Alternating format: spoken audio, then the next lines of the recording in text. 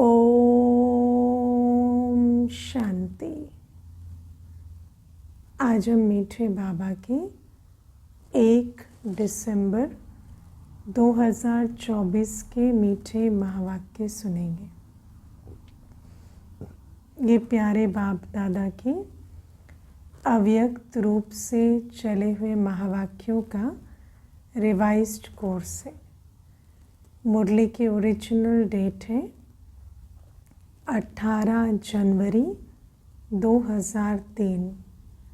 18 जनवरी अर्थात मुरली बाबा की स्मृति दिवस की मुरली है और मुरली का सार है ब्राह्मण जन्म की स्मृतियों द्वारा समर्थ बन सर्व को समर्थ बनाओ। बाबा कहते आज सभी बाबा की स्मृति में तो बैठे हैं, बाबा की यादों में तो समाये हैं, लेकिन साथ साथ ब्राह्मण जन्म होते ही बाबा ने जो स्मृतियां हम बच्चों को दी हैं, उन स्मृतियों में स्थित हो हम समर्थ बने और समर्थ बनाएं। आज के दिन को स्मृति दिवस सो समर्थ दिवस भी कहते हैं। 18 जनवरी स्मृति दिवस सो समर्थ दिवस भी कहा जाता है। तो आज बाबा हमें स्मृति में स्थित हो समर्थ बनने की प्रेरणा दे रहे हैं। आज चारों ओर के सर्व स्नेही बच्चों के स्नेह के मीठे मीठे याद के भिन्न भिन्न बोल, स्नेह के मोती की मालाएं बाप दादा के पास अमृत वेले से भी पहले पहुंच गई, क्योंकि बच्चे बहुत जल्दी उठकर बाबा के प्रति अपने स्नेह के उद्गार भेज रहे हैं। तो सारी याद जिनमें बच्चों का स्नेह समाया हुआ है बाबा के पास पहुंची। बच्चों का स्नेह बाप दादा को भी स्नेह के सागर में समा लेता है। वैसे तो स्नेह के सागर बाबा हैं, लेकिन बच्चों का भी स्नेह ऐसा है सागर जैसा कि बाबा को भी बंधन में बांध लेता है, बाबा को भी अपने स्नेह में समा लेता है। इसीलिए तो बाबा बच्चों को जादूगर कहते हैं ना। बाप दादा ने देखा हर एक बच्चे में स्नेह की शक्ति अटूट है और ये एक ही सब्जेक्ट है जिसमें बाबा सब बच्चों को पास मार्क्स देते हैं। कौन से सब्जेक्ट? स्नेह की। हर एक बच्चे के दिल में बाबा के लिए स्नेह अटूट शक्ति के रूप में है। ये स्नेह की शक्ति हर बच्चे को सहज योगी बना रही है, क्योंकि जिससे प्यार होता उसको याद करने में मेहनत नहीं होती। और बाबा को याद करना तो योग है, जिस योग से बहुत प्राप्ति होती। लेकिन दिल में जिनके स्नेह होता वो सहज योगी बन जाते। स्नेह के आधार पर सर्व आकर्षणों से उपराम हो आगे से आगे बढ़ रहे हैं। जो बाबा के लव में लीन है वो माया के आकर्षणों से भी उपराम हो जाते और बहुत अच्छा स्नेह में समाये हुए बिल्कुल निर्विघ्न आगे बढ़ते रहते। ऐसा एक बच्चा भी नहीं देखा, एक भी नहीं, जिसको बाप दादा द्वारा या विशेष आत्माओं द्वारा न्यारे और प्यारे स्नेह का अनुभव ना हो। अब बाबा के स्नेह में और विशेष आत्माओं के, दादियों के, है ना, मम्मा के स्नेह में क्या विशेषता थी? न्यारा और प्यारा स्नेह। न्यारे भी हैं और बहुत प्यारे भी हैं। तो बाबा कहते हैं ऐसे न्यारे प्यारे स्नेह की अनुभूति हर बच्चे को है। हर एक ब्राह्मण आत्मा का ब्राह्मण जीवन का आदिकाल स्नेह की शक्ति द्वारा ही हुआ है। जब हम बाबा के पास आते तो सबसे पहले कौन सी चीज़ है जिसका अनुभव हमें बाबा का बनाता? वो है स्नेह की शक्ति। ब्राह्मण जन्म ही ये स्नेह की ब्राह्मण जन्म की ये स्नेह की शक्ति वरदान बन आगे बढ़ा रही। ये स्नेह की शक्ति हमारे जन्म का भी आधार है और यही स्नेह की शक्ति हमें आगे भी बढ़ा रही है। तो आज का दिन विशेष बाप और बच्चों के स्नेह का दिन है। हर एक ने अपने दिल में स्नेह के मोतियों की बहुत बहुत मालाएं बाप दादा को पहनाई।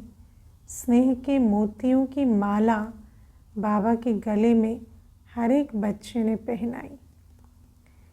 और शक्तियाँ आज के दिन मर्ज है, लेकिन स्नेह की शक्ति इमर्ज है। तो सभी बच्चे लवलीन स्वरूप में बैठे हैं। बाप दादा भी बच्चों के स्नेह के सागर में लवलीन है। हर बच्चा स्नेह का मास्टर सागर है और बाबा भी इन स्नेह के मास्टर सागर में समाये हुए हैं। आज के दिन को स्मृति दिवस कहते हो। स्मृति दिवस सिर्फ ब्रह्मा बाप के स्मृति का दिवस नहीं है। सिर्फ ब्रह्मा बाप की स्मृति में रहना यही इस दिवस की विशेषता नहीं, लेकिन बाप दादा कहते हैं और सदा ये सदा याद रहे कि बाप दादा ने ब्राह्मण जन्म लेते ही आदि से अब तक क्या क्या स्मृतियाँ दिलाई हैं। तो बाबा की स्मृति में तो समाये हुए हैं, लेकिन साथ साथ बाप दादा ने मुझे ब्राह्मण जन्म देते ही कौन कौन सी स्मृतियाँ दिलाई, उनकी भी स्मृतियों में हम रहें, उन स्मृतियों की भी याद में रहें। वो स्मृतियों की माला याद करो, है ना। बाबा ने हमें कितनी स्मृतियाँ दिलाई। मैं कौन, मैं किसका, मेरा आदि मध्य अंत क्या। बाबा कहते उन स्मृतियों की माला बनाओ, बहुत बड़ी माला बन जाएगी। सबसे पहली स्मृति सबको क्या मिली? पहला पाठ याद है ना, मैं कौन। ये पहली स्मृति बाप दादा ने दिलाई।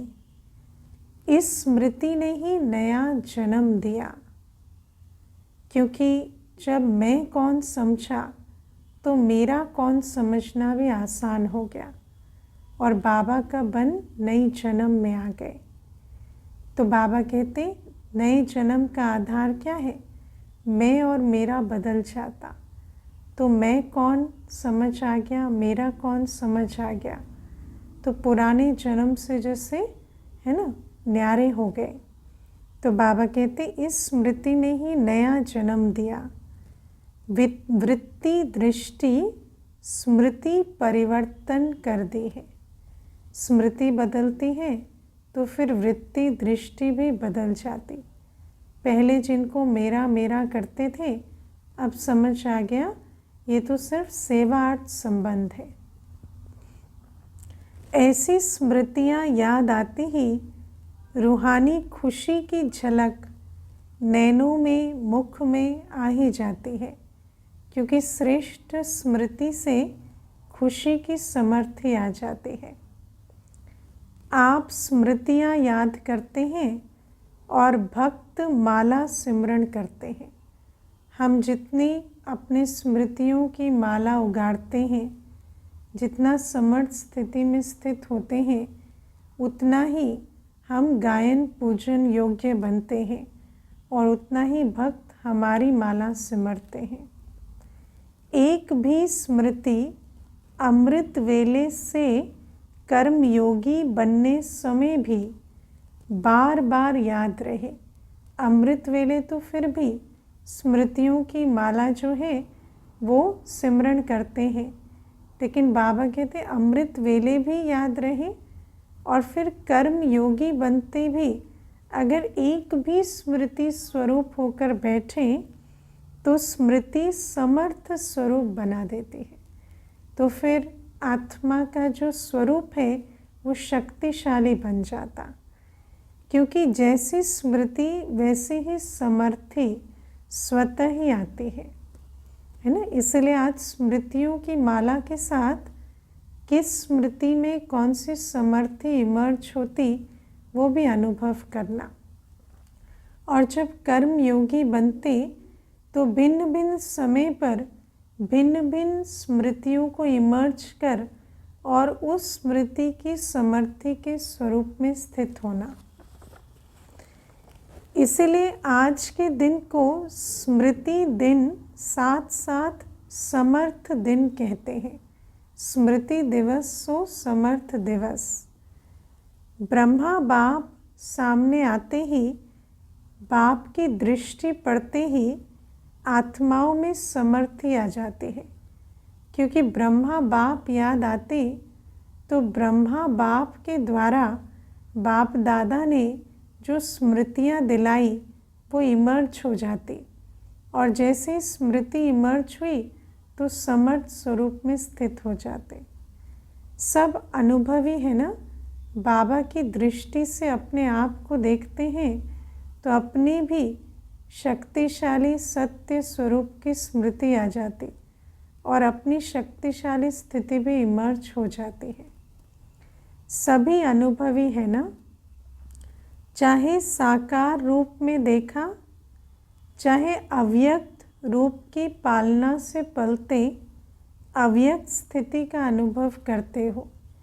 जिन्होंने साकार की पालना नहीं ली वो भी बाप दादा के चित्र के सामने बैठते ही अनुभव करते हैं कि जैसे बाबा की दृष्टि मिल रही है और समर्थ स्वरूप में स्थित हो रहे हैं, क्योंकि अव्यक्त पालना के अनुभवी तो बने ही हैं। सेकंड में दिल से बाप दादा कहा और मानो चित्र भी नहीं है, लेकिन दिल से बाप दादा कहा और समर्थी स्वतः ही आ जाती है। इसलिए वो समर्थ आत्माएं अब अन्य आत्माओं को अपनी समर्थी से समर्थ बनाओ। अब बाबा कहते स्वयं तो स्मृति स्वरूप हो, समर्थ बनो ही, लेकिन अपने समर्थ स्वरूप से अन्यों को भी समर्थ बनाओ। उमंग है ना कि अन्यों को भी आप समान बनाएं, है उमंग, क्योंकि सेवा के लिए तो उमंग चाहिए। असमर्थ को समर्थ बनाना है ना। बाप दादा ने देखा कि चारों ओर कमज़ोर आत्माओं को समर्थ बनाने का उमंग अच्छा है, तो बच्चों में उमंग है कि हम कमज़ोर आत्माओं को समर्थ बनाएं, और ये उमंग देख बाबा खुश है। शिवरात्रि के प्रोग्राम धूमधाम से बना रहे हैं, है ना। अभी शिवरात्रि नज़दीक आ रही है और स्मृति दिवस के तो बहुत नज़दीक होती, तो बाबा कहते शिवरात्रि के प्रोग्राम धूमधाम से बना रहे हैं। सबको उमंग है ना। अब शिवरात्रि क्यों मनाते हैं इतनी धूमधाम से? ताकि कमज़ोर आत्माओं को स्मृति दिलाकर समर्थ बना सके। ये भी अवसर है सेवा का। जिसको उमंग है बस इस शिवरात्रि में कमाल करेंगे, वो हाथ उठाओ। हाथ उठाना ज़रा। किनको उमंग है कि इस शिवरात्रि में ऐसा झंडा लहराएंगे जो हर एक को बाबा का परिचय मिले और अपनी भी स्मृति स्वरूप में स्थित हो और समर्थ बन जाए। ऐसी कमाल जो धमाल ख़त्म हो जाए। आज दुनिया में चारों तरफ क्या लगा पड़ा है? धमाल। तो धमाल ख़त्म हो जाए, सुख शांति का राज्य आ जाए, ऐसी कमाल करके दिखाएंगे। जय जयकार हो जाए, वाह वाह समर्थ आत्माएं वाह। सभी जोन ने प्रोग्राम बनाया है ना। जब आत्माओं को समर्थी प्राप्त हो तब तो उनके दिल से निकले वाह वाह समर्थ आत्माएं। बाबा कहते सभी जोन ने प्रोग्राम बनाया है ना, पंजाब ने भी बनाया है ना, अच्छा है। भटकती हुई प्यासी, भटकती हुई आत्माएं, प्यासी आत्माएं, अशांत आत्माएं, ऐसी आत्माओं को अंजलि तो दे दो। सब शरीर के साथ ही भटक रहे हैं, प्यासे हैं, अशांत हैं, तो ऐसों को अंजलि तो मिल जाए, है ना। बाकी तो वो पुरुषार्थ से झोली भरेंगे, लेकिन अंजलि देने की सेवा तो हमें करनी है। फिर भी आपके भाई बहनें ही हैं, तो अपने भाइयों के ऊपर, अपनी बहनों के ऊपर रहम आता है ना, अपने परिवार पर रहम तो आता है ना।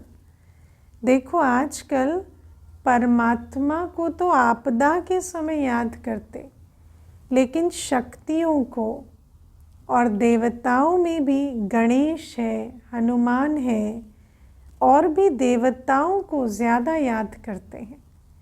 तो वो कौन है, कौन है वो देवताएं? वो तो हमारा यादगार है, आप ही हो ना। आपको तो रोज़ याद करते हैं, पुकार रहे हैं, हे कृपालु, दयालु, रहम करो, कृपा करो।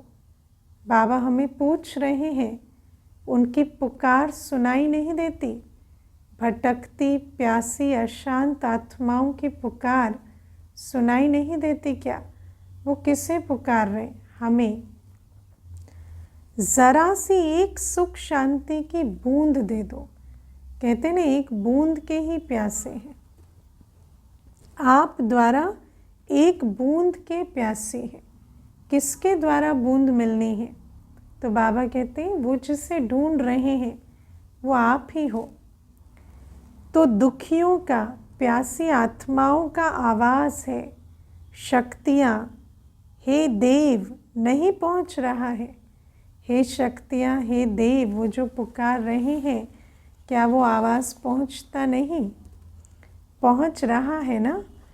बाप दादा जब पुकार सुनते हैं तो शक्तियों को और देवों को याद करते हैं। अब बाबा भी पुकार सुनते हैं, लेकिन बाबा कहते हैं जिनको निमित्त बनाया है, मेरा तो ध्यान उनकी तरफ जाता कि ये सुन रहे हैं पुकार। तो अच्छा प्रोग्राम दादी ने बनाया है, बाबा को पसंद है। स्मृति दिवस तो सदा ही है, लेकिन फिर भी आज का दिन स्मृति द्वारा सर्व समर्थियाँ विशेष प्राप्त की, क्योंकि बाबा जब अव्यक्त हुए तो बाबा ने बच्चों को विल में सब शक्तियाँ दी। तो ये दिन बाबा के उस विल पावर और शक्तियों देने का भी यादगार है। तो बाबा कहते वैसे तो सदा ही स्मृति दिवस है, फिर भी आज का दिन 18 जनवरी का दिन स्मृति द्वारा सर्व समर्थियाँ विशेष प्राप्त की। अब कल से शिवरात्रि तक बाप दादा चारों ओर के बच्चों को कहते कि ये विशेष दिन यही लक्ष्य रखो कि ज़्यादा से ज़्यादा आत्माओं को मनसा द्वारा, वाणी द्वारा व संबंध संपर्क द्वारा किसी भी विधि से संदेश रूपी अंजलि ज़रूर देना है। तो बाबा कहते आज से लेकर शिव जयंती तक लक्ष्य क्या रहे कि हम समर्थ स्वरूप में स्थित हो हर आत्मा को संदेश रूपी अंजलि दे, चाहे वो मनसा द्वारा हो, वाणी द्वारा हो या संबंध संपर्क द्वारा हो। अपना उलहना उतार दो। बाबा कहते अंत में कोई ऐसा ना रह जाए जो उलहना दे कि हमें परिचय नहीं मिला, संदेश नहीं मिला।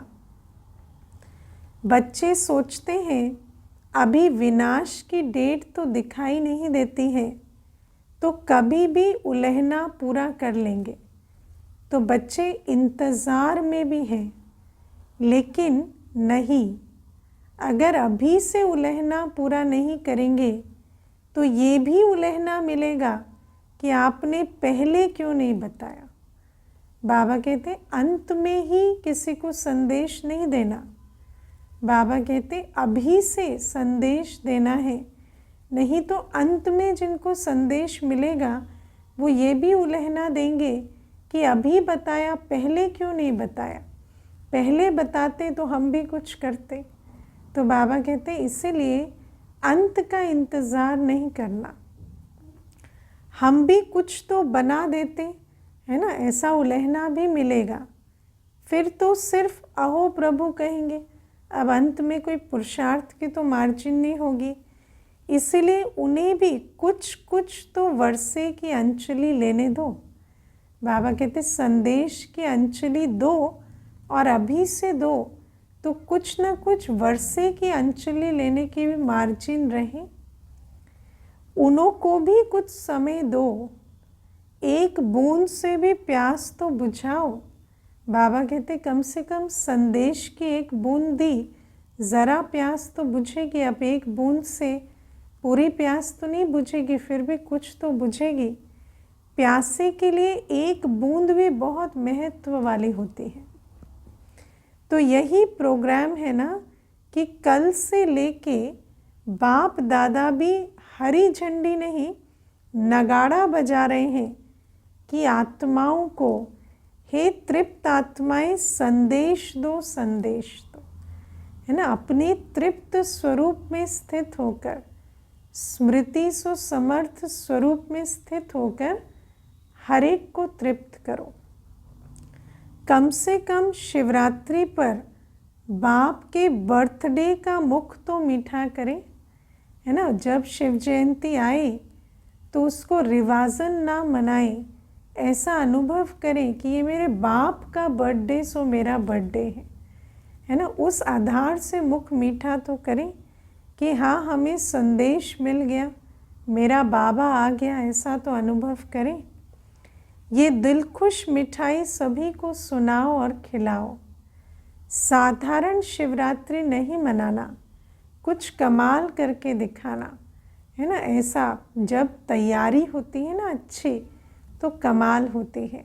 तो शिवरात्रि के दिन हर एक को दिल खुश मिठाई मिले कि मेरा बाबा आ गया, अनुभव करे आत्मा, ऐसी मीठा अनुभव करे।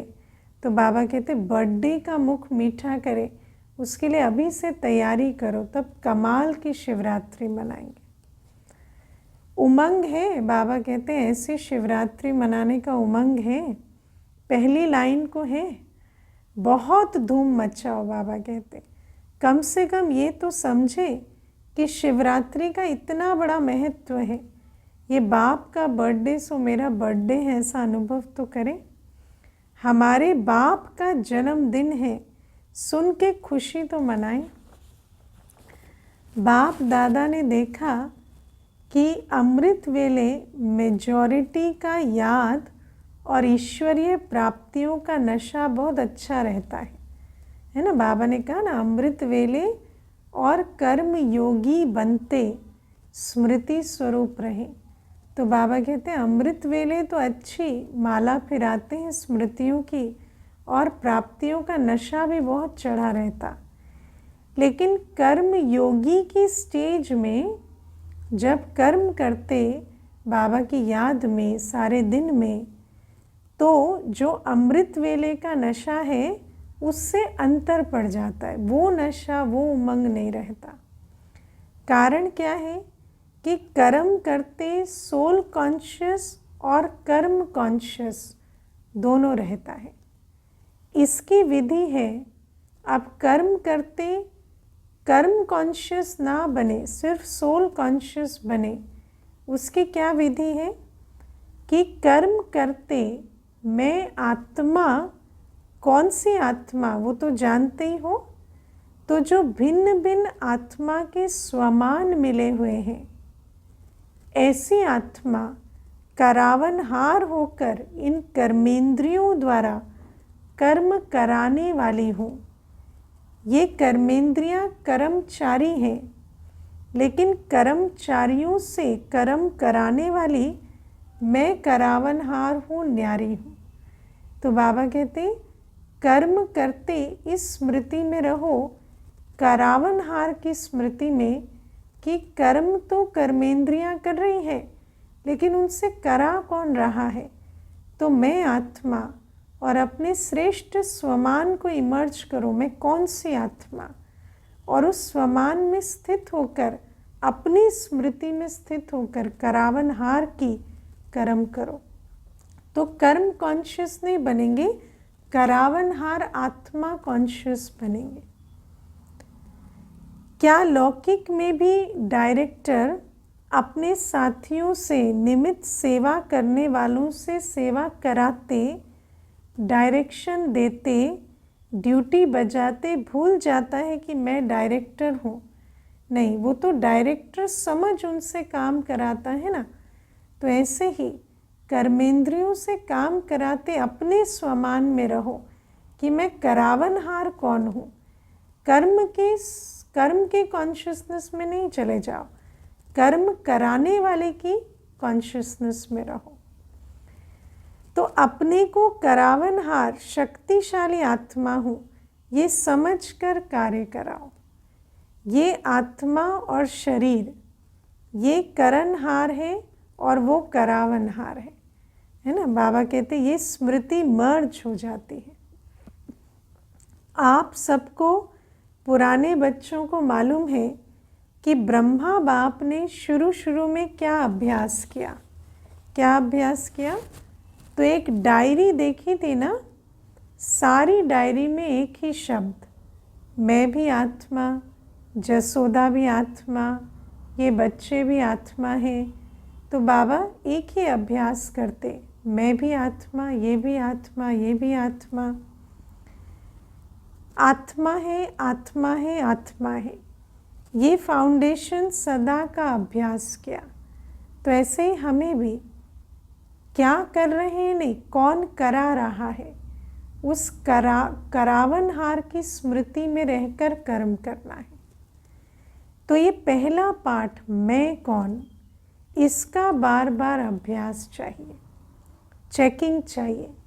ऐसे नहीं मैं तो हूँ ही आत्मा, है ना। वो इमर्ज रूप की स्मृति नहीं रही, लेकिन इमर्ज रूप की स्मृति में रहे कि मैं आत्मा हूँ। और कौन सी आत्मा? अपने श्रेष्ठ स्वमान में, पवित्र आत्मा, शक्तिशाली आत्मा, ज्ञानी तो आत्मा, मैं प्रेम स्वरूप आत्मा, मैं सुख स्वरूप आत्मा।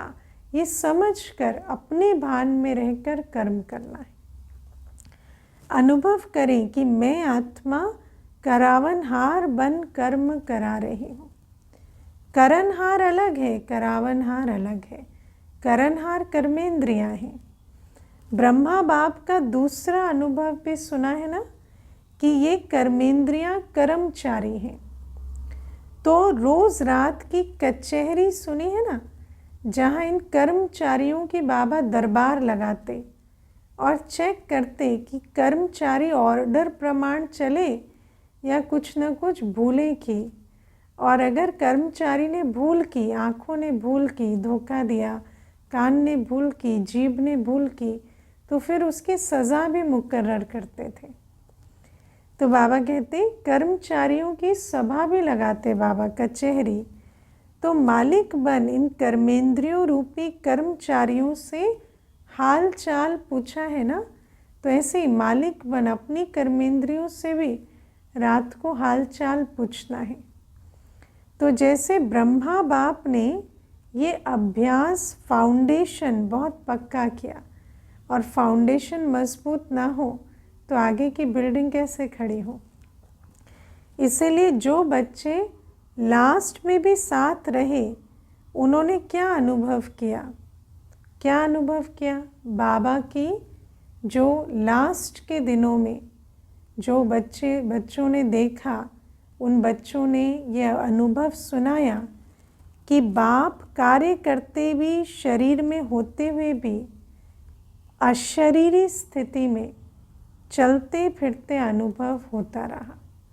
क्योंकि बाबा सदा आत्मा का भान पक्का करते, और धीरे धीरे वो भान जैसे जैसे पक्का होता गया तो सब कुछ करते बाबा से भासना आती कि जैसे बाबा बिल्कुल अशरीरी स्थिति में है, चाहे कर्म का हिसाब भी चुक्त करना पड़ता, लेकिन साक्षी होकर, क्योंकि आत्मा का फाउंडेशन पक्का किया, न स्वयं कर्म के हिसाब के वश रहे, न औरों को कर्म के हिसाब किताब चुक्त होने का अनुभव कराया, है ना। बाबा इतने न्यारे प्यारे रहे कि स्वयं भी कर्मेंद्रियों से न्यारे, तो कर्म का हिसाब किताब जो शरीर के द्वारा आया, उसका जो लेस थी, उसका असर वो बाबा की अवस्था पर दिखाई नहीं दिया। और जब बाबा बिल्कुल ऐसे उपराम रहे, तो किसी और को भी ऐसा अनुभव नहीं हुआ कि बाबा कोई कष्ट में है या हिसाब किताब चुक्त कर रहे हैं। आपको मालूम पड़ा कि ब्रह्मा बाप अव्यक्त हो रहा है। अब अव्यक्त हो रहा माना वो लास्ट का हिसाब किताब रहा हुआ चुक्त हो रहा है, ऐसा किसी को अनुभव नहीं हुआ। नहीं मालूम पड़ा ना, तो इतना न्यारा साक्षी अशरीरी अर्थात कर्मातीत स्टेज बहुत काल से अभ्यास की। अब ये स्टेज कब बनेगी? बहुत काल के अभ्यास से। जब बहुत काल आत्मिक स्थिति का, अशरीरी स्थिति का अभ्यास करें, तो ऐसे साक्षी कर्मातीत अशरीरी अवस्था बनती कि तब अंत में भी वही स्वरूप अनुभव हुआ कि बहुत काल का अभ्यास काम में आता है। अंडरलाइन करना, बहुत काल का अभ्यास। ऐसे नहीं सोचो कि अंत में देहभान छोड़ देंगे, नहीं। बहुत काल का अभ्यास होगा तो अचानक के समय एवर रेडी होंगे। बहुत काल का अशरीरीपन का, देह से न्यारा करावनहार स्थिति का अनुभव चाहिए। कर्म करते भी करावनहार, मैं आत्मा अपने स्वमान में स्थित हूँ, उस भान का अभ्यास करें और अमृत वेले अशरीरी स्थिति का अभ्यास करें, तो अंत में ये अवस्था बनेगी। अंत काल चाहे जवान है, चाहे बूढ़ा है, चाहे तंदुरुस्त है, चाहे बीमार है, किसका भी कभी भी आ सकता है ना। और अंत काल कब आएगा ये कुछ पता नहीं, तो एवर रेडी रहना है। उसके लिए अभी से अभ्यास, ताकि जब भी अंत आए मैं एवर रेडी रहूं। इसलिए बहुत काल साक्षीपन के अभ्यास पर अटेंशन दो। चाहे कितनी भी प्रकृति आपदाएं आएंगी, लेकिन ये अशरीरीपन की स्टेज आपको सहज, न्यारा और बाप का प्यारा बना देगी। क्योंकि ये जो शरीर है, प्रकृति, इससे न्यारे होने का अभ्यास किया है, तो पांचों तत्वों की प्रकृति कितना भी तूफान में लाएगी, उस पर विजयी होकर हम न्यारे प्यारे होकर स्थित हो पाएंगे। इसलिए बहुत काल शब्द को बाप दादा अंडरलाइन करा रहे हैं। क्या भी हो, सारे दिन में साक्षीपन की स्टेज का, कर्म करते भी मैं साक्षी बन कर्मेंद्रियों से करा रही हूँ, इस स्टेज का, करावनहार की स्टेज का, अशरीरीपन की स्टेज का अनुभव बार बार करो। 3 स्टेज, साक्षीपन की स्टेज, करावनहार की स्टेज और अशरीरीपन की स्टेज, सारे दिन में बार बार अनुभव करो। तब अंत मते फरिश्ता सो देवता निश्चित है। बाप समान बनना है तो बाप निराकार और फरिश्ता है। ब्रह्मा बाप समान बनना अर्थात फरिश्ता स्टेज में रहना। जैसे फरिश्ता रूप साकार रूप में देखा ना, चलते फिरते काम काज करते भी बिल्कुल न्यारे, है ना, करावनहार की स्थिति में, और अंत में प्रैक्टिस करते करते साक्षी अवस्था। बात सुनते, बात करते, कारोबार करते अनुभव किया कि जैसे बाप शरीर में होते भी न्यारे हैं। कार्य को छोड़कर अशरीरी बनना, ये तो थोड़ा समय हो सकता है, वो अभ्यास भी करना है, लेकिन कार्य करते समय निकाल अशरीरी पावरफुल स्टेज का अनुभव करते रहो। कार्य करते भी करावनहार और साक्षी स्थिति का अभ्यास, और बीच बीच में समय निकाल पावरफुल अशरीरी स्थिति का अभ्यास करते रहो। आप सब फरिश्ते हो, हमारा भविष्य स्वरूप फरिश्ते का ही है। बाप द्वारा इस ब्राह्मण जीवन का आधार ले संदेश देने के लिए साकार में कार्य कर रहे हो। हम वो अवतरित फरिश्ते हैं जो कार्यार्थ आकर इस धरा पर पाठ बजा रहे हैं। फरिश्ता अर्थात देह में रहते देह से न्यारा, है ना, निमित्त मात्र हम वतन से आकर अपना पाठ बजा रहे हैं संदेश देने का। जिस देह में अवतरित होते उससे हमारा कोई लगाव नहीं, न्यारा। और ये एग्जाम्पल ब्रह्मा बाप को देखा है, असंभव नहीं है। कोई चीज़ एक बार देखी हो तो असंभव नहीं है, देखा भी है, अनुभव भी किया। जो भी निमित्त है, चाहे अभी विस्तार ज़्यादा है ना, चाहे अभी विस्तार की दुनिया हो गई, लेकिन जितनी ब्रह्मा बाप की नई नॉलेज, नई जीवन, नई दुनिया बनाने की जिम्मेवारी थी, उतनी अभी किसकी भी नहीं है। तो बाबा की जिम्मेवारियों का विस्तार तो उस समय भी सबसे ज़्यादा था, इससे भी ज़्यादा। तो जब उसके बीच ब्रह्मा बाप ने किया तो हमारे लिए क्या मुश्किल, हमारा तो फिर भी व्यर्थ का विस्तार है। तो सबका लक्ष्य है ब्रह्मा बाप समान बनना, अर्थात फरिश्ता बनना, शिव बाप समान बनना, अर्थात निराकार स्थिति में स्थित होना। तो इसके लिए अभ्यास चाहिए। अभ्यास करते करते वो अवस्था पक्की होगी। मुश्किल है क्या? बाप और दादा से प्यार है ना, तो जिससे प्यार है उसके समान बन जाओ। कभी बाप समान फरिश्ता बन जाओ, कभी शिव बाप समान निराकार स्थिति में स्थित हो जाओ। मुश्किल है क्या? तो जिससे प्यार है उस जैसा बनना।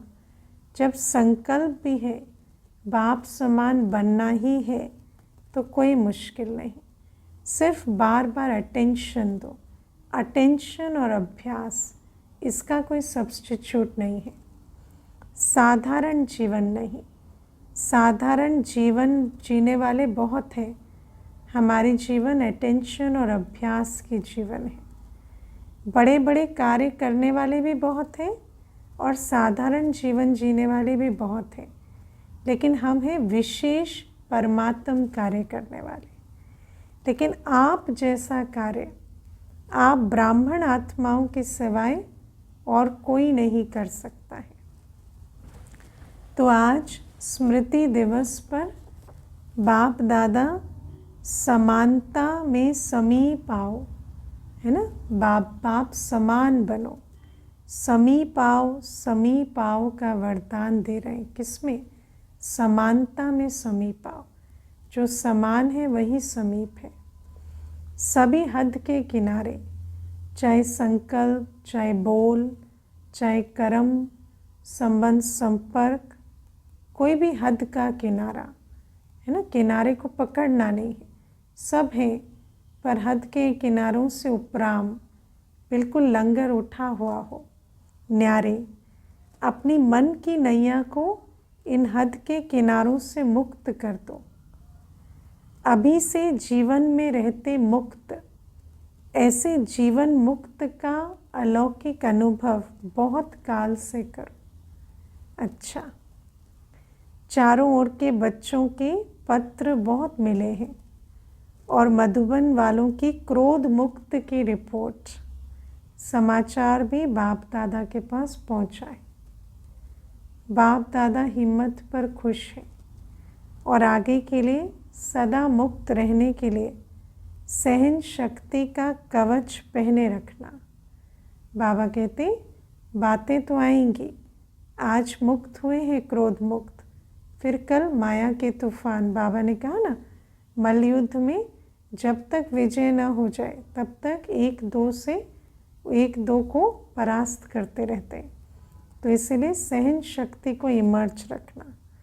तो कितना भी कोई प्रयत्न करेगा लेकिन आप सदा सेफ रहेंगे। अब डबल फॉरेनर्स से बाबा की मुलाकात। बाबा कहते डबल फॉरेनर्स को डबल नशा है। क्यों डबल नशा है? क्योंकि समझते हैं कि हम भी जैसे बाप दूर देश के हैं ना, तो हम भी दूर देश से आए हैं, है ना। कितना अलौकिक नशा है उन्हें। बाप दादा ने डबल विदेशी बच्चों की एक विशेषता देखी है कि दीप से दीप जगाते हुए अनेक देशों में बाप दादा के जगे हुए दीपकों की दिवाली मना दी है ना।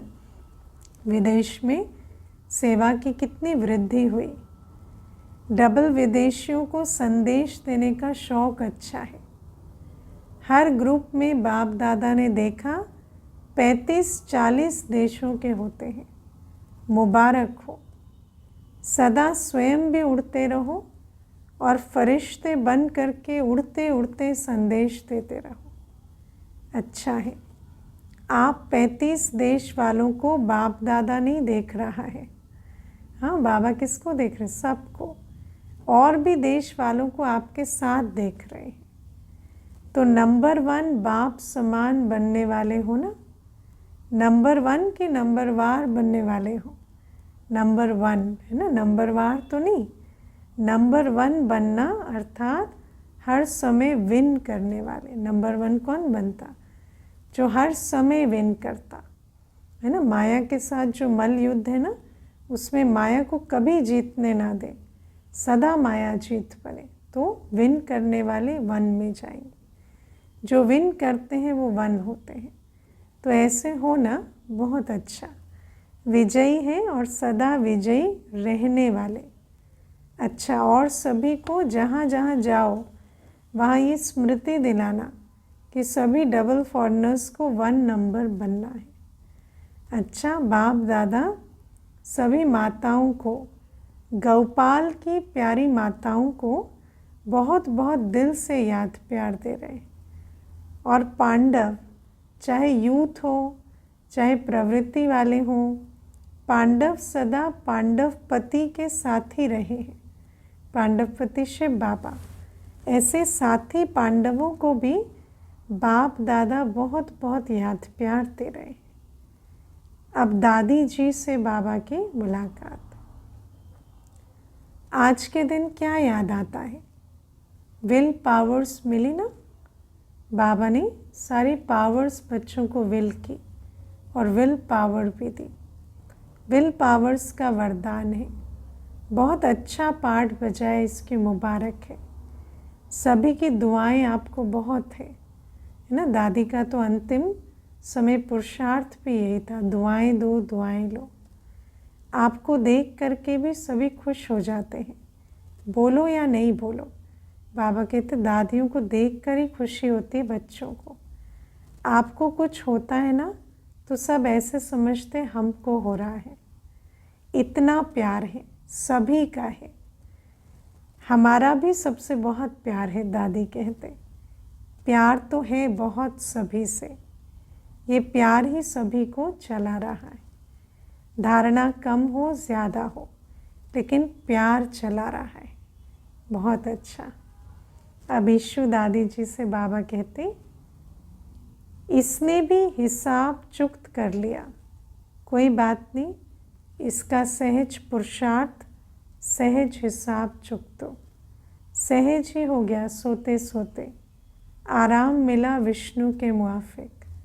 अच्छा, फिर भी साकार से अभी तक यज्ञ रक्षक बने हैं। तो यज्ञ रक्षक बनने की दुआएं बहुत होती हैं, यज्ञ रक्षक बनने की दुआएं बहुत होती हैं। सभी दादियाँ बाप दादा के बहुत बहुत समीप हैं, समीप रतन है और सबको दादियों का मूल्य है। संगठन भी अच्छा है। आप दादियों के संगठन ने इतने वर्ष यज्ञ की रक्षा की है, यज्ञ रक्षक है ना, और करते रहेंगे। ये एकता सभी सफलता का आधार है।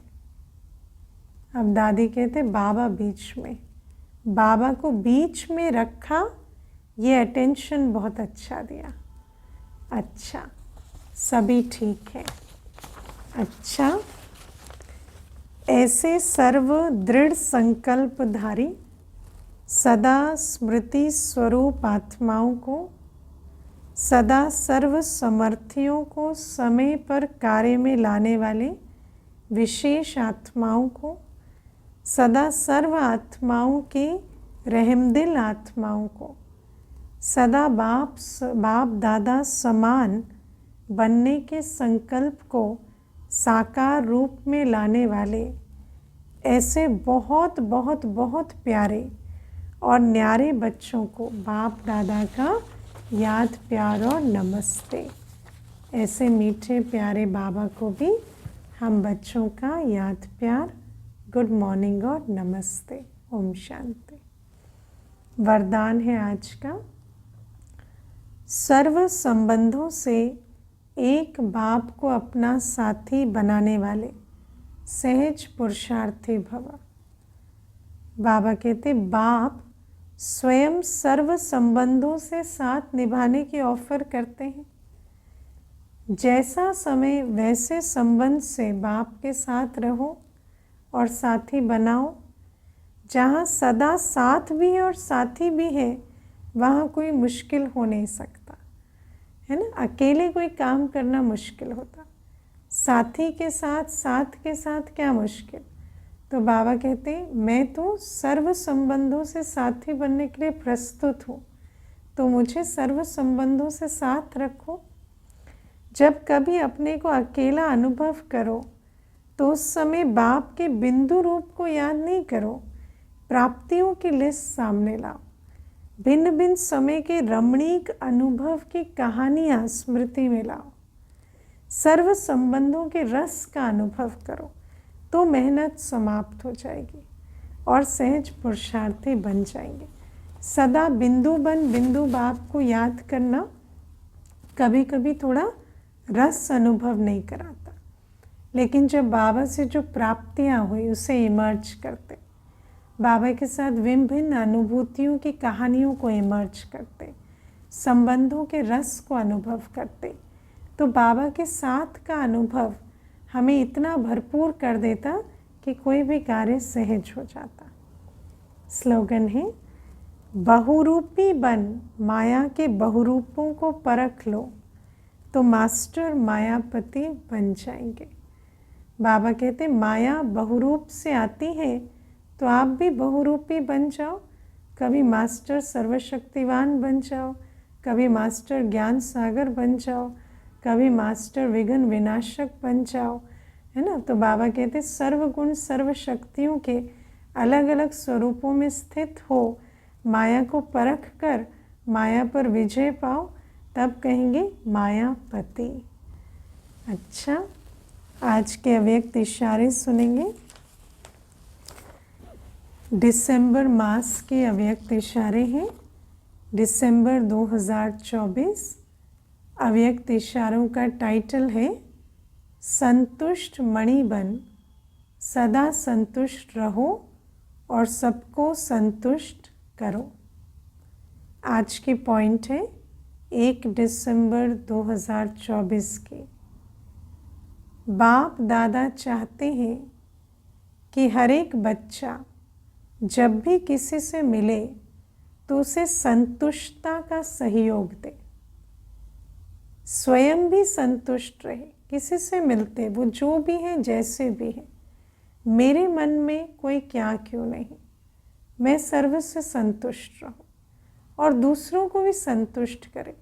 और उनकी भी जो भी यथाशक्ति हम संतुष्ट उनको कर सके वो करने की हमारे अंदर प्रयत्न हो।